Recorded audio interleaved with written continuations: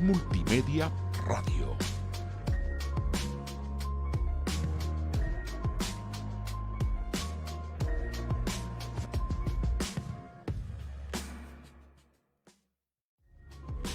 IUS Canal Multimedia. Derecho a tus oídos. IUS Canal Multimedia presenta.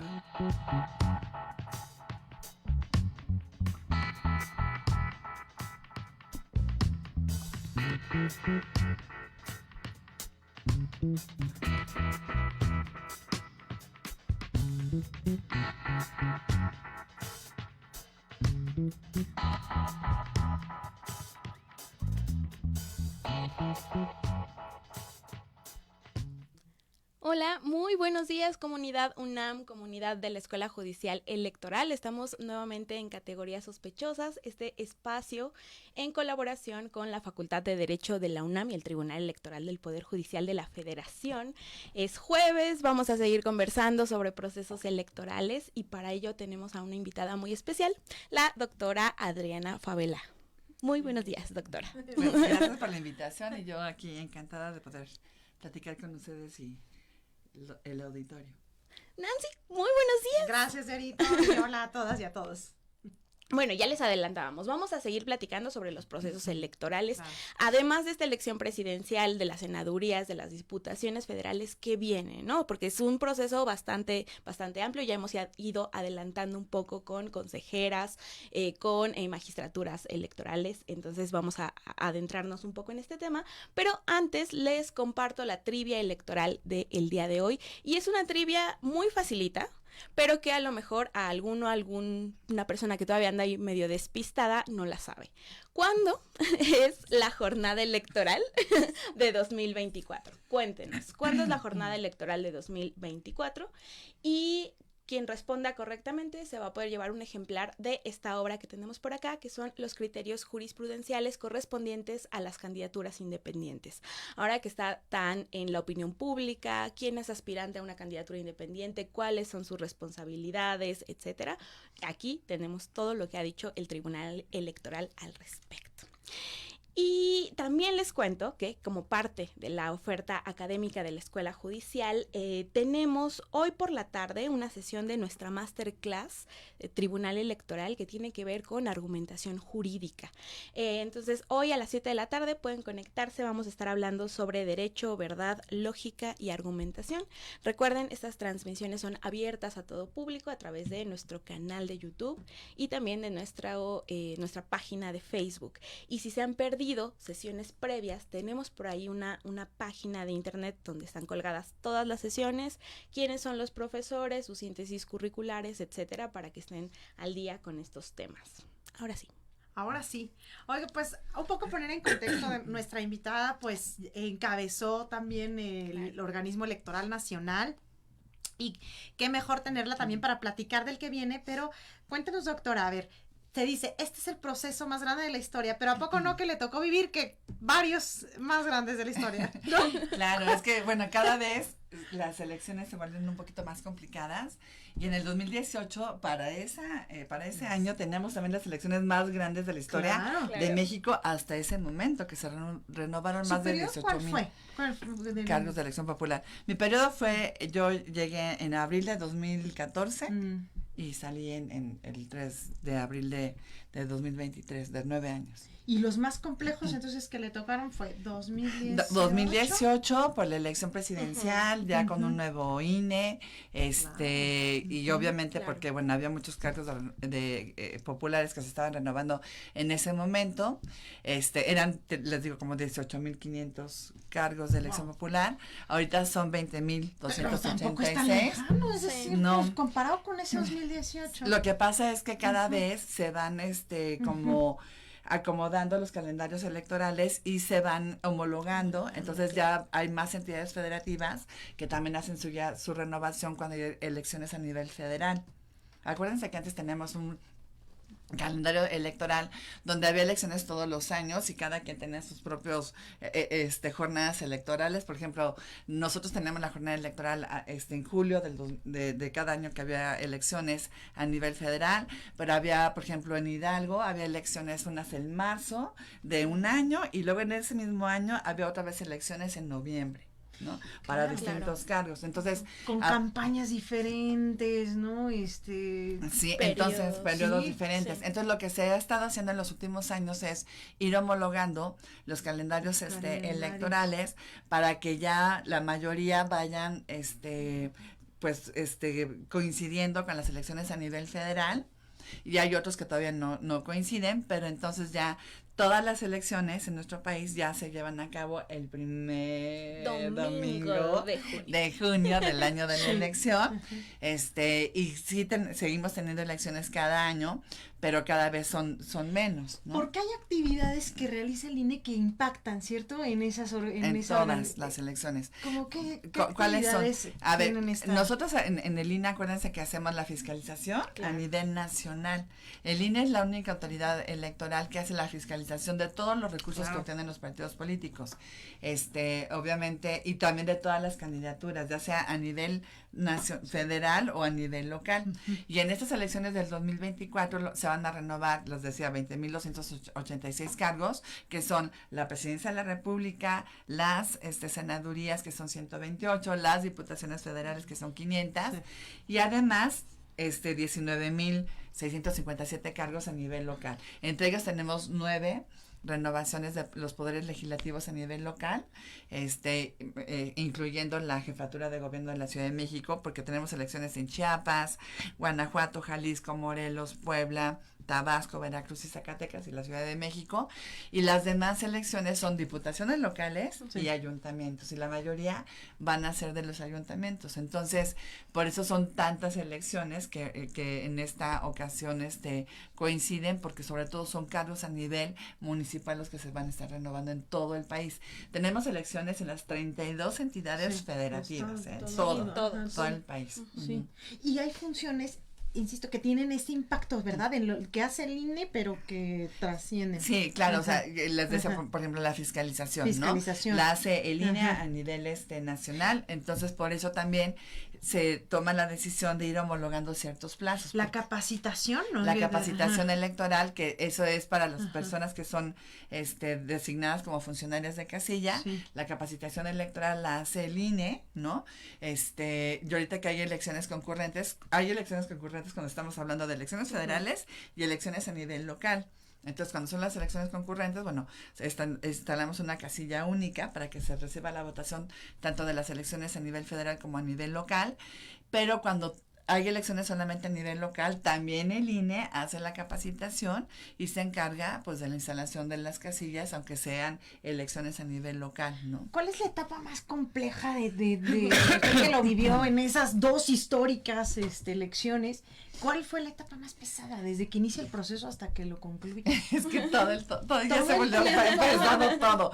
A ver, les voy a explicar porque, a ver, obviamente cuando hay elecciones, o sea, es muchísima presión y todo, porque tienes que sacar o sea, lograr que se lleve a cabo la elección, ¿no? Claro. Entonces, además, nos enfrentamos a contextos de la pandemia. Claro. Acuérdense que empieza la pandemia en el 2020 y en ese año teníamos elecciones, por ejemplo, en Hidalgo y en Coahuila, que las tuvimos que posponer porque iban a tener que ser en junio del 2020, pero estábamos ahora sí que en medio de la pandemia y sin todavía como mucha claridad de qué iba a pasar.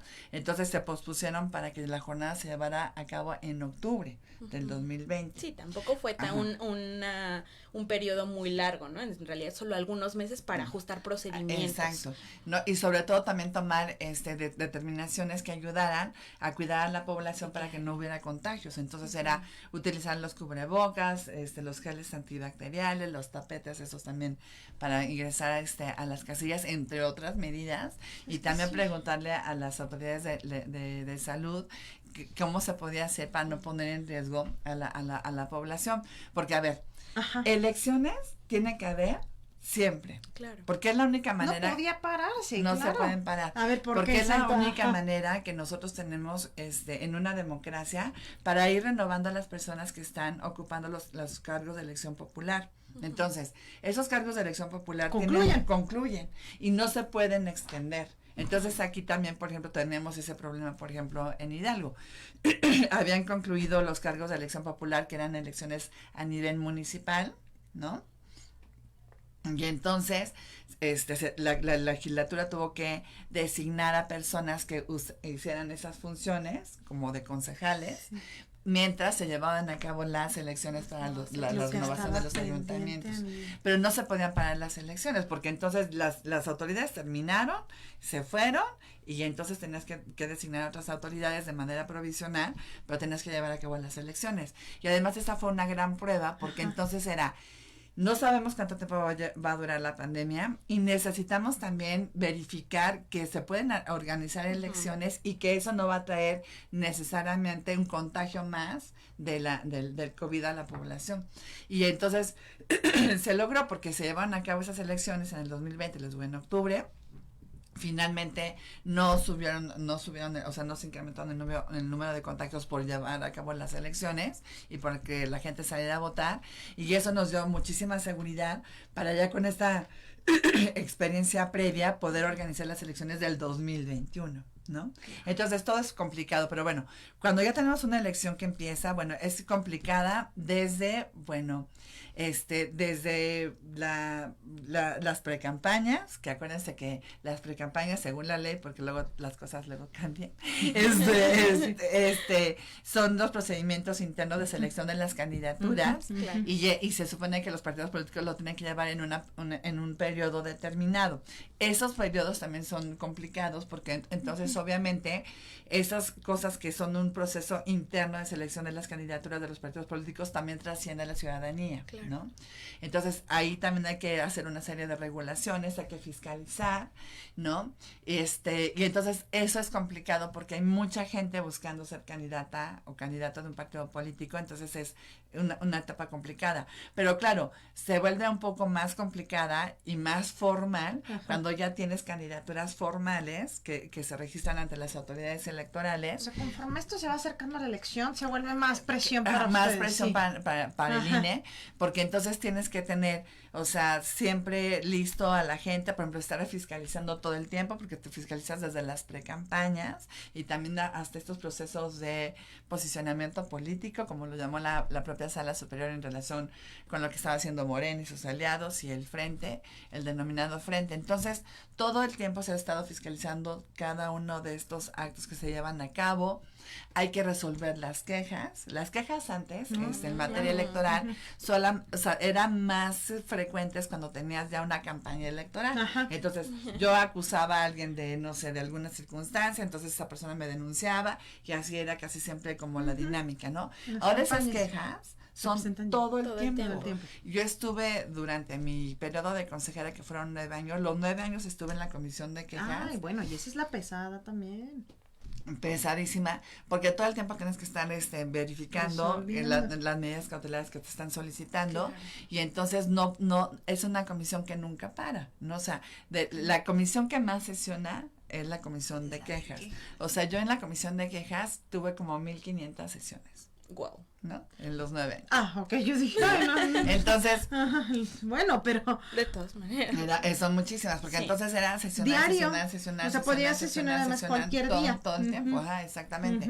Entonces, o sea, todo el tiempo hay muchísima presión al INE, precisamente porque hace la fiscalización de todos los recursos de los partidos políticos, su origen y su destino, de todas las precandidaturas, de todas las candidaturas, ¿no? Y también, inclusive, de las personas que aspiran a ocupar una candidatura independiente. Por ejemplo, ahorita, ¿no? Que bueno, ya a nivel federal ya pasaron los plazos para las candidaturas independientes, para que se dijera qué personas aspiraban. Eso fue en septiembre. Ahorita están en la recolección de las firmas de apoyo. Esas firmas de apoyo las va a tener que verificar el INE Claro, para también ver hacen si eso, son revisan.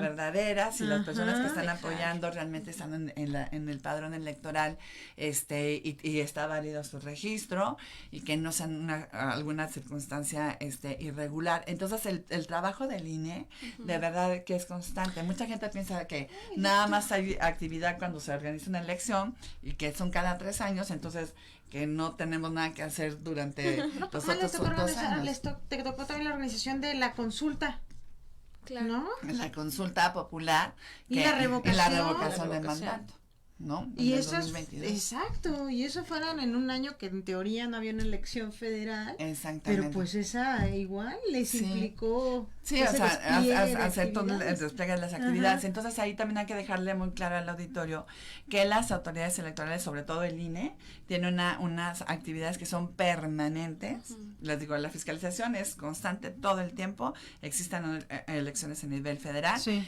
Y también como tenemos elecciones todos los años en nuestro país, siempre va a haber candidaturas independientes que se tienen que revisar los apoyos de la ciudadanía, y también conformación de partidos políticos, Claro. ya sea a nivel nacional, como los Sí. tuvimos en el año 2020 que se hicieron 2020. ya los registros, pero que se estuvo trabajando años Sí. anteriores, precisamente también haciendo asambleas a nivel distrital o estatal, y viendo también que la gente que acudiera Verificando. estuviera en el padrón, o en la lista nominal, y también y eso también implica conformación de partidos a nivel nacional, pero también conformación de partidos a nivel local, que eso, aunque lo organizan los institutos electorales locales, de todos modos el INE tiene que verificar los datos del padrón electoral. Entonces es una actividad constante, no hay descanso. Y es ¿no? que sí le tocó muchas cosas históricas, ¿no, doctora? O sea, Sí. también las acciones afirmativas por primera vez. Las acciones afirmativas del La 2021, paridad de la paridad de gubernaturas. género, ¿no?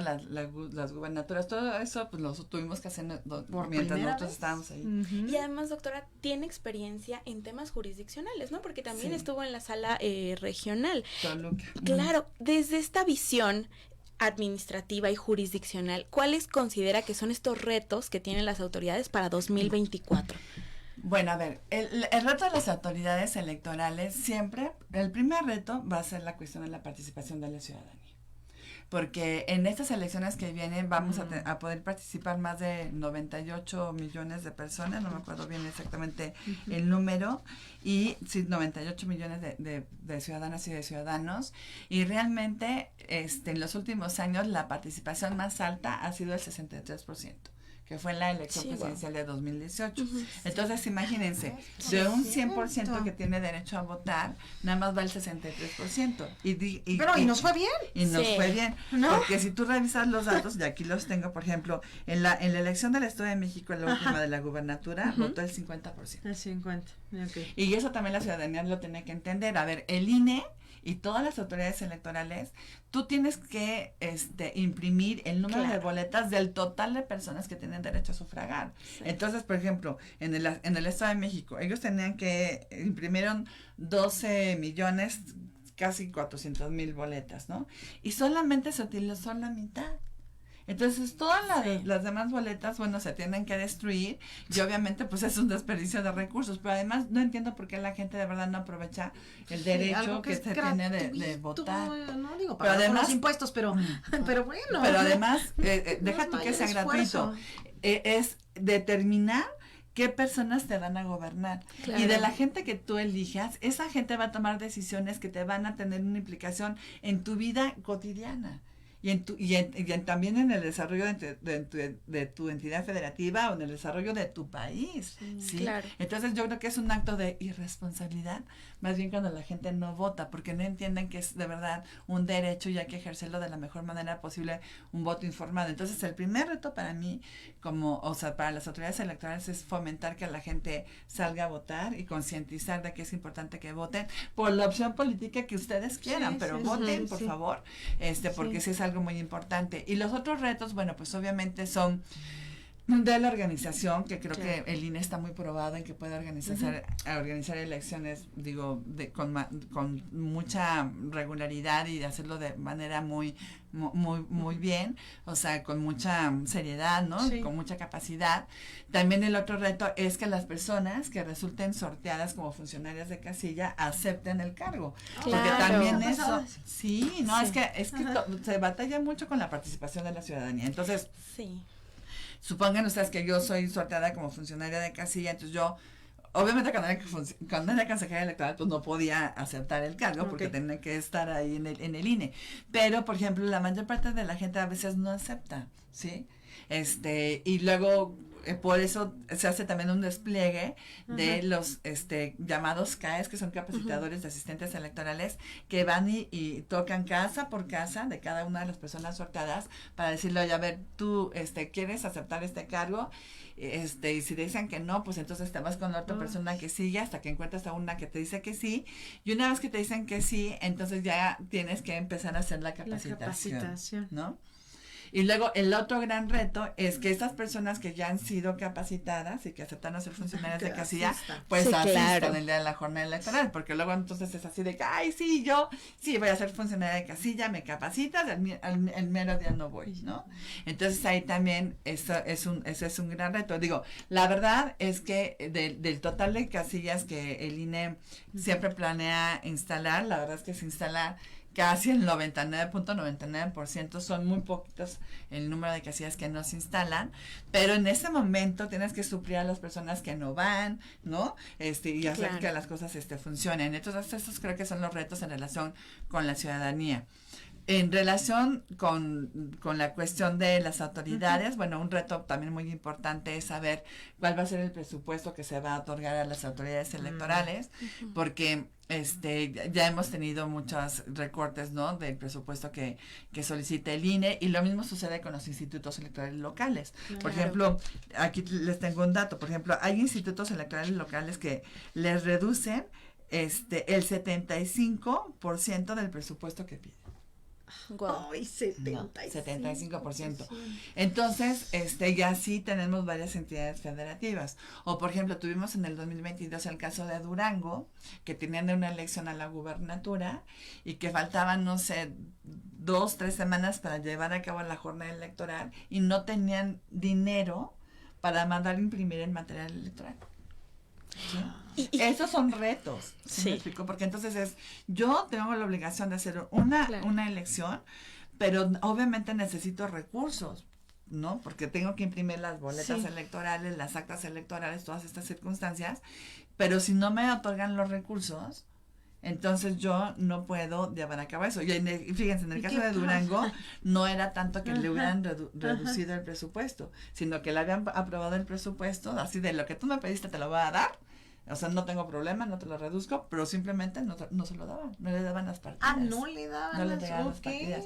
Y entonces eso también es un problema que el INE pues tiene que enfrentar luego también con los soples, porque que les pidan auxilio, ¿no? También de, oye, pues, a veces nos piden auxilio y todo, pero a veces, o sea, pero también el problema es de que el INE cada vez tiene un presupuesto más recortado y entonces ni siquiera puedes utilizar algún tipo de recurso para ayudar, ¿no? Claro. Porque tus recursos son muy limitados. Entonces, pues lo que se hace es estar hablando con los gobernadores, gobernadoras, insistiendo en que se den los recursos, visibilizando el problema. Ese es un problema muy grave. La verdad es que no cuentas con el presupuesto suficiente para realizar una elección. Y de hecho, justamente nos preguntaban por acá en redes sociales, y se vincula mucho con lo que nos está comentando, doctora, ¿qué pasa con el tema del equilibrio con la autonomía al respecto, por ejemplo, de este tema de los recursos, ¿no? ¿Cuáles son estos retos futuros para las instituciones? Pues es que esa es la cuestión. A ver, el INE es un órgano autónomo, ¿no? Y eso está muy bien. Sí. Pero resulta que y tú mismo defines cuál es el presupuesto que necesitas. Ajá. Pero te lo otorga, ¿no? O sea, te lo autoriza pues la Cámara de Diputados y Cámara de Diputadas y Diputados del Congreso de la Unión. Entonces ahí es cuando entonces se hacen los recortes. Entonces, pues digo, estoy de acuerdo que a lo mejor no te autoricen un presupuesto si es un presupuesto que está inflado, que se está refiriendo a rubros que no son necesarios, pero cuando tú estás pidiendo los recursos que son necesarios para organizar una elección, creo que debería de aprobarse eso sin ningún tipo de recorte, ¿no? Pero a veces se tiene esa filosofía de estar recortando las cosas. Ahora, se quejan también mucho de que las elecciones en México son muy caras. Y es que no son muy caras, porque es que lo debemos de ver como una inversión. Y les voy a explicar por qué. A ver, nosotros venimos de una situación donde no se creía en las elecciones, ¿sí? Porque elecciones en nuestro país ha habido siempre. Es más, en el periodo de Porfirio Díaz había elecciones religiosamente cada 4 años. Ahora, ¿cuál es la diferencia de estas elecciones que se organizaban en el periodo de Porfirio Díaz, que era una dictadura, con las elecciones que ahorita hacemos? Que es una autoridad, ¿no? Especializada en la materia, que los resultados electorales son creíbles, que son verificables, ¿no? Y hay una serie de condiciones que han cambiado. Entonces pasamos de una situación donde no eran creíbles las elecciones, donde no había certeza de los resultados, donde no había condiciones de equidad para participar en las contiendas, a una circunstancia totalmente distinta. Entonces, esto obviamente es una inversión, estás invirtiendo en la cuestión de la democracia. Ahora, por esa circunstancia de la falta de certeza o credibilidad en las elecciones, se han puesto muchísimos candados. Entonces, esos candados también tienen un costo. Por ejemplo, a ver. La tinta indeleble, ¿no? La tinta indeleble. La lista nominal de electores con fotografía, ¿no? Las boletas electorales en papel especial, ¿no? Que tiene ciertas características para que no sea falsificable. La credencial del elector, que también tiene una serie de candados de seguridad. Todo eso. Pero está bien, les voy a decir una cosa, está bien que exista. Por ejemplo, el año pasado tuvimos la oportunidad de ir a Brasil. En Brasil, Bolsonaro se quería reelegir. Y él decía que no le habían transmitido unos anuncios de radio y televisión en una zona del país, ¿no? Entonces decían, es que lo que la alega es una locura. ¿Cómo la autoridad pudiera tener esa información?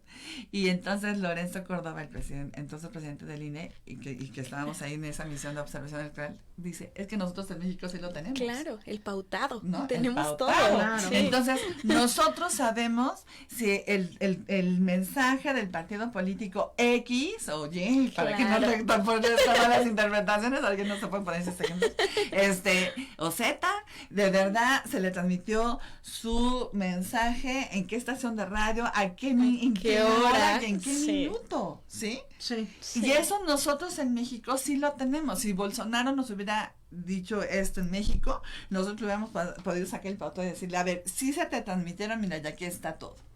¿O no? ¿No? Sí.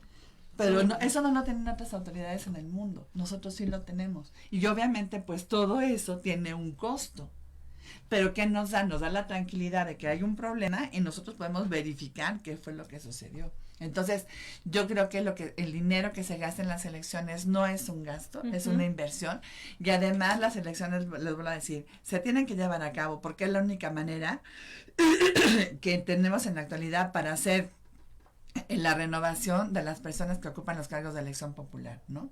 Entonces, obviamente, pues se tiene que invertir en eso y bueno, y cada vez se van pues haciendo un poquito más complejos esos procesos. Y es que, o sea, sí le tocó la etapa de la creación de este nuevo organismo, ¿no? Como sí, pero es cierto que también que concentraron funciones que antes estaban en los estados. Por ejemplo, el nombramiento de los titulares de los organismos locales. Exacto. Entre otros, o sea, nombrar a las consejeras y consejeros de los órganos máximos de dirección de los institutos electorales locales o llamados soples, ¿no? Hacer la distritación. a nivel local, Claro. que también es un problema muy grave, porque había entidades federativas que llevaban a lo mejor 20, 30 años ¿Y considera usted, sin hacer una distritación, ¿no? y considera usted que este modelo, que tampoco es que tenga mucho tiempo, ¿no? 2014, ¿no? Pero considera usted que está bien o sí hay que modificarle cositas, se concentró mucho también, es un INE también ya muy, muy grande, no sé, ¿cómo? No, a ver, yo creo, a ver, pienso lo siguiente, a ver, creo que el hecho de que el INE tenga la posibilidad de designar a las personas que van a formar parte de los soples es un gran acierto, porque entonces nosotros hicimos un procedimiento que es totalmente objetivo. Haz de cuenta. Hay una convocatoria, la gente se inscribe, se les formula un examen de conocimientos generales en la materia electoral, que no aplica el INE, aplica el Ceneval, y los mejores promedios de hombres y de mujeres, porque además también que cuidamos que haya una integración paritaria de los órganos, pasan a la siguiente etapa, que es hacer un ensayo presencial. Ese ensayo no lo evalúa en INE, lo evalúan instituciones educativas como la UNAM, el TEC de Monterrey, no sé, todas estas instituciones importantes. Y luego las personas que pasan ese filtro, entonces ya se entrevistan con nosotros las consejeras y los consejeros. Entonces ya nosotros determinamos quiénes son los mejores perfiles. Entonces ya no hay una designación política de las personas que integran los organismos electorales. Y ellos mismos nos dicen, o sea, a ver, cuando están en las entrevistas, es que yo no hubiera podido llegar aquí si el procedimiento no lo hace el INE. Porque si fuera como antes, entonces era tener un contacto con los políticos a nivel local, que te conocieran y que te pudieran ir apoyando. Era más complejo, entonces llegar a encabezar. Entonces, ahorita hay gente que viene ahora sí que de la nada, y déjenme les explico esta expresión, o sea, que no vienes de una familia de políticos, claro, no hay vínculos políticos, y que puedes llegar a formar parte de las instituciones electorales porque tienes la capacidad, porque reúnes los requisitos, porque vas pasando los distintos filtros, ¿no? Sí. Entonces eso es algo muy objetivo. Y además abona la profesionalización en materia electoral, ¿no? Porque justo va por un tema de servicio profesional de carrera, y estamos pensando esto en beneficio también de la ciudadanía. Los perfiles que están ahí como autoridades electorales, entonces tienen los conocimientos, la preparación, se actualizan constantemente para fungir como tal, ¿no? Sí, nada más que las consejeras y consejeros de los soples no forman parte del servicio profesional electoral, pero sí se les somete como un procedimiento similar para ingresar al servicio, ¿no? En eso sí tienes toda la razón, o sea, nosotros precisamente inspirándonos en el servicio profesional electoral, que vas pasando ciertos filtros, y para poder hacer esta designación, porque a ver, si lo que se decía era que eran designaciones políticas poco objetivas, ¿no? Pues entonces el INE que tenía que hacer pues un procedimiento sumamente objetivo y que fuera verificable, o sea, si yo aplico el examen y a lo mejor no obtengo una calificación importante para pasar a la siguiente etapa, ese examen yo puedo pedir una revisión y el Ceneval me lo revisa, ¿no? Sí. Y entonces a lo mejor si hubo alguna calificación que no fue adecuada, bueno, se corrige, ¿no? O si ya vamos a la etapa de los ensayos presenciales, se sortea un tema y ahí se desarrolla. Y se hacen presenciales para que de verdad nos conste que la persona estuvo haciendo con sus ideas, estuvo haciendo su ensayo, y no que contrató a alguien que es muy buena haciendo ensayos para presentarle y decir, mira mi ensayo de qué buena soy escribiendo. Sí, claro. Entonces, todas esas cosas las estamos cubriendo. Entonces, creo que eso es algo muy bueno. Y la distritación también, porque les decía que había entidades federativas que llevaban años sin actualizar su distritación, que entonces ya había, ya había migrado la población, ya había habido varios movimientos y no se reflejaban. Entonces, ya nosotros a nivel nacional hacemos la distritación tanto a nivel local como a nivel federal, y entonces ahora sí, cada distrito tiene más o menos el mismo número de habitantes, y entonces hay una participación pues equitativa, porque entonces imagínate, a veces una persona tiene que convencer a 100 personas para lograr una diputación, y otra persona tiene que convencer a 1 millón de personas, ¿no? Entonces, esas cosas también, digo, estoy exagerando los ejemplos, pero... No, pero sí, es proporcional. Para que nos quede claro. Entonces, también creo que ese es un reto. Y el otro reto también, que yo creo que debemos de enfrentar, es que me parece que hay una polarización de la ciudadanía.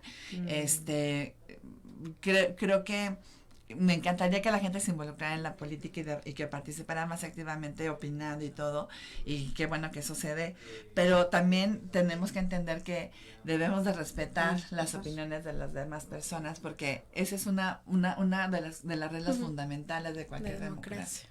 Y es más, es una regla fundamental de la vida en la sociedad. Acuérdense que Voltaire decía, ¿no? No estaré de acuerdo con lo que digas, pero daría la vida por defender el derecho que tienes de decirlo. Claro. ¿Sí? Entonces, poder expresar nuestras ideas en una circunstancia, pues, de tolerancia. Y también creo que el otro gran reto también de las elecciones, pues, son las cuestiones de inseguridad. Claro. Que luego se llevan a cabo las elecciones, ¿no? Por ejemplo, hay mucho personal del INE que precisamente cuando está haciendo las visitas a las personas para ser funcionarios de casilla, pues se enfrentan a circunstancias complicadas, o cuando están entregando el material electoral, y que bueno, finalmente no se ha pasado a mayores en algunos casos, pero creo que también ese es un gran reto de las elecciones del 2024, pero les decía, entonces es que la ciudadanía participe, los presupuestos de las autoridades electorales, tanto administrativas como jurisdiccionales, para que tengan los recursos suficientes para llevar a cabo las elecciones, y también la cuestión de la inseguridad, ¿no? Que se tiene que atender.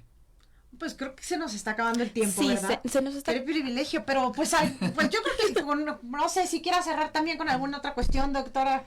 Algunos apuntes finales sobre este tema. Pues bueno, también creo que algo importante que tenemos que tomar en cuenta es que pues estamos siempre en elecciones que parecen históricas, ¿no? Sí. También creo que algo importante, por ejemplo, en el caso de las mujeres, es de que tenemos que buscar que se mantenga la paridad en la integración de la Cámara de Diputados y de Diputados y en la Cámara de Senadores, del Congreso de la Unión, que eso ya lo tenemos actualmente, entonces no podemos dar marcha atrás. Ojalá que se apoye también a las candidaturas de las mujeres, que se vote por ellas, y también creo que estamos vislumbrando que por primera vez pueda ser electa una mujer como presidenta de la República Mexicana.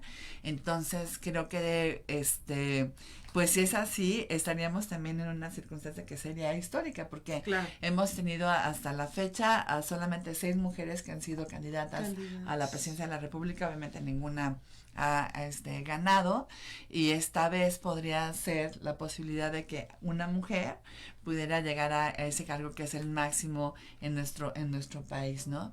Y también algo que yo quiero llamar a la reflexión es de que necesitamos también ser más exigentes como ciudadanía con las personas que elegimos como gobernadoras, gobernantes, legisladoras, legisladores, presidentes municipales, alcaldesas, lo que sea, para también darle seguimiento de que cumplan con sus promesas de campaña, porque luego como que vamos, votamos y luego nos olvidamos y ya no les pedimos cuentas. Pues se supone que parece la revocación, ¿no?, del mandato. Pues la revocación de mandato sí, o sea, es una posibilidad de que se digo, tiene ejercicio fue de ratificación de mandato. Pues sí, pero eso más que, o sea, más que se convoque un proceso de revocación de mandato, es decir, a ver, también vigilancia, rendición de cuentas. Yo voté por ti porque tú prometiste tal cosa. A ver, verifico que de verdad estás haciendo esa circunstancia, porque el problema es de que luego nadie queremos darle seguimiento a las cosas, ¿no? A veces no sabemos ni siquiera quién queda electo como nuestro diputado, nuestra alcaldesa, y eso también creo que la ciudadanía nos tenemos que involucrar un poquito más, ¿no? Pero ojalá que la gente salga a votar, eso sería lo ideal para la democracia mexicana.